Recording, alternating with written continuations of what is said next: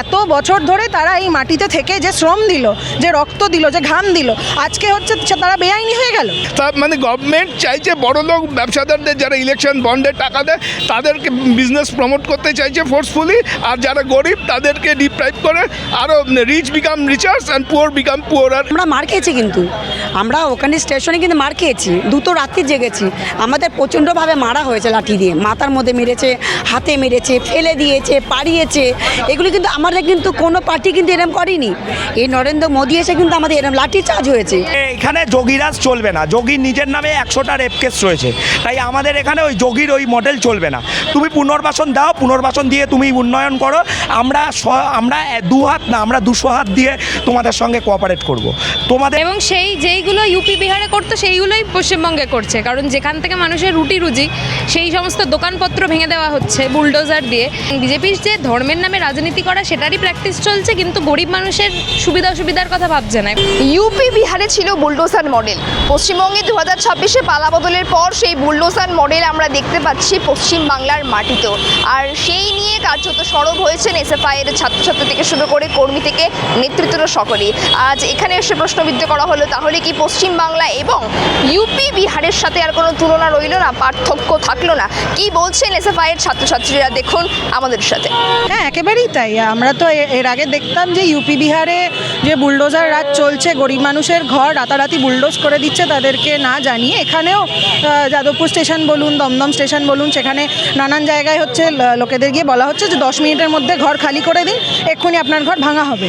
এবং সেখানে যে সমস্ত ভিডিও আমরা আমাদের সামনে এসেছে, যে সেখানে ঘরের ভিতরে বাচ্চারা ঘুমোচ্ছে, ঘরের ভিতরে বয়স্ক লোকেরা তারা ঘুমোচ্ছে, তাদেরকে হচ্ছে রাতারাতি এভাবে ঘুম থেকে তুলে একটা আতঙ্কের পরিস্থিতির মধ্যে ফেলে যে তারা এরপর কোথায় যাবে সেই কথাটা না ভেবে কিন্তু তাদেরকে সেখান থেকে উচ্ছেদ করে দিচ্ছে। তারা এই সমর্থন করছেন, যে উচ্ছেদকে তারা সমর্থন করছে না, সে জায়গায় বিজেপির অনেকেই বলছেন যে তারা নাকি দেশদ্রোহী। এইটা এটা খুব একটা অদ্ভুত বিষয়। তার কারণ শুভেন্দু অধিকারী কিছুদিন আগে মুখ্যমন্ত্রী হওয়ার আগে কিন্তু তিনি এই স্টেটমেন্ট দিয়েছিলেন যে যেখানে যেখানে বুলডোজার যাবে সেখানে নাকি তিনি বুলডোজারের সামনে দাঁড়িয়ে পড়বেন। অথচ তিনি মুখ্যমন্ত্রী হওয়ার পর, বিজেপি সরকারে আসার পর তিনি কিন্তু বলছেন যে না, এই বুলডোজার রাজি আসলে চলবে। বিজেপি সরকার আসা এখানে বুলডোজার রাজি হচ্ছে। এবং আমরা যখন বিভিন্ন স্টেশনে এই হকার কাকু কাকিমাদের সাথে কথা বলি, তারা অনেকেই হয়তো বিজেপির ভোটার, তারা অনেকেই বিজেপিকে ভোট দিয়েছে। এবং সেখানে তারা কিন্তু একটা খোলাখুলি বলছে যে আমরা বিজেপি সরকারকে ভোট দিয়েছিলাম একটা পরিবর্তন আনার জন্য। এই পরিবর্তন তো আমরা দেখতে চাইনি যে আমাদেরকে নিজেদের ঘর থেকেই হচ্ছে উৎখাত করে দিচ্ছে, আমাদেরকে বেআইনি বলছে। এত বছর ধরে তারা এই মাটিতে থেকে যে শ্রম দিল, যে রক্ত দিল, যে ঘাম দিল, আজকে হচ্ছে তারা বেআইনি হয়ে গেল। আর যদি বেআইনি হয়েও থাকে তাহলে এতদিন বলিনি কেন? ইলেকশন অবধি তো চুপচাপ থাকলো, হিন্দুত্ব ইস্যু নিয়ে করলো। আর এদিকে বললো যে আমরা যারা দুর্নীতিগ্রস্ত তাদের পানিশমেন্ট দেব। পানিশমেন্ট কি দেওয়া হচ্ছে না হচ্ছে সে তো দেখতেই পাচ্ছি। সুদীপ বন্দ্যোপাধ্যায়ের মতন লোক আবার মন্ত্রিত্বে চলে যাচ্ছে। কিন্তু প্রশ্নটা যে সাধারণ গরিব মানুষ, তারা তো কোনো চুরি চামারি করছে না, ভিকেও চাইছে না। Their incomes are also part of national income, they are not mere transfer earning.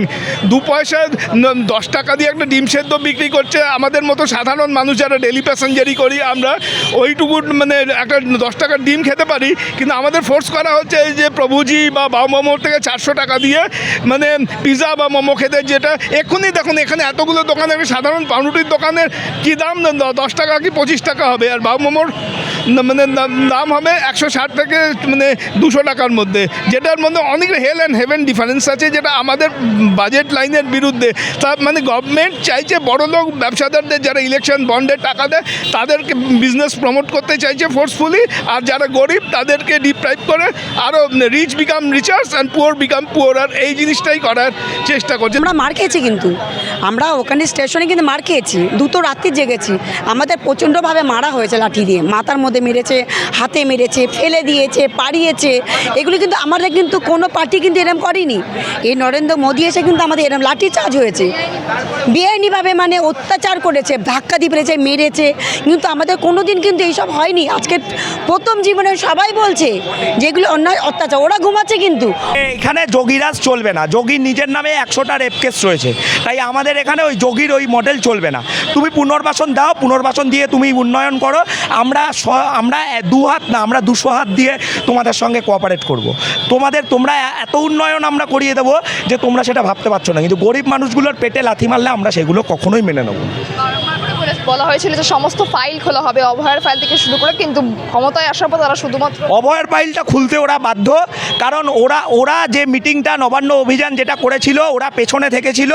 কাকিমা মানে আমাদের যে মৌমিতা দেবনাথ, যে আমাদের যে অভয়া বোন, তার মা পুলিশের লাঠি খেয়েছিল, সে ইনজিওর্ড হয়েছিল। তাকে বাঁচাতে গিয়ে আমাদের একজন জেঠু সে ইনজিওর্ড হয়েছিল, ওরা কিন্তু কেউ সামনে আসেনি। তাই অভয়া ফাইলটা যদি ওরা না খোলে, ওদের কিন্তু অবস্থা আমরা টাইট দিয়ে ছেড়ে দেবো। তাই ওটাই তো মানে আগে যেখানে বিজেপিকে মনোনয়ন করা হয়েছিল যে সমস্ত রাজ্যে, তারপরে 4 তারিখ রেজাল্ট বেরোনোর পরে বিজেপি বাংলায় এসেছে এবং যেইগুলো ইউপি বিহারে করতো সেইগুলোই পশ্চিমবঙ্গে করছে। কারণ যেখান থেকে মানুষের রুটি রুজি, সেই সমস্ত দোকানপত্র ভেঙে দেওয়া হচ্ছে বুলডোজার দিয়ে, এবং সেইখানে তাদের পুনর্বাসন ছাড়াই তাদেরকে দোকানপত্র ভেঙে দিচ্ছে, তাদেরকে খাদ্য অন্য বাসস্থানের কোনো জায়গা করে দিচ্ছে না।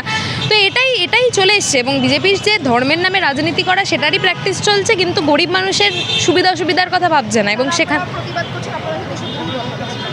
হ্যাঁ, এটা তো বারবারই বলা হবে, কারণ সরকারকে যদি প্রশ্ন করাটা দেশদ্রোহিতার পর্যায়ে পড়ে, তাহলে আমার মনে হয় সেই সরকারকেই প্রশ্ন করা উচিত যে মানে দেশপ্রেম কি, যে অন্ধভক্তটা দেশপ্রেম, যেটা বলছে সেটা চুপচাপ শুনে নেওয়াটা কি দেশপ্রেম, নাকি মানুষের পাশে দাঁড়ানো, গরিব হোক বড়লোক হোক। আজকে এই যে দোকানপত্রগুলো ভেঙে দিল, সেটাতে শুধু যে মানুষগুলো দোকান বানিয়েছিল তাদের যে অসুবিধা হয়েছে তাইও নয়, যারা এই রুটগুলোতে ডেলি যাতায়াত করতো তারা 5 টাকার একটা বাদাম কিনে খেয়ে নিতে পারতো এবং তাদের সাময়িক পেটটা ভরে যেত। কিন্তু আজকে সেই দোকানগুলো তুলে দেওয়ার ফলে তাদের বড় কর্পোরেট দোকানে যেতে হবে, এমন কিছু খাবার খেতে হবে যেটা তারা অ্যাফোর্ড করতে পারবে না।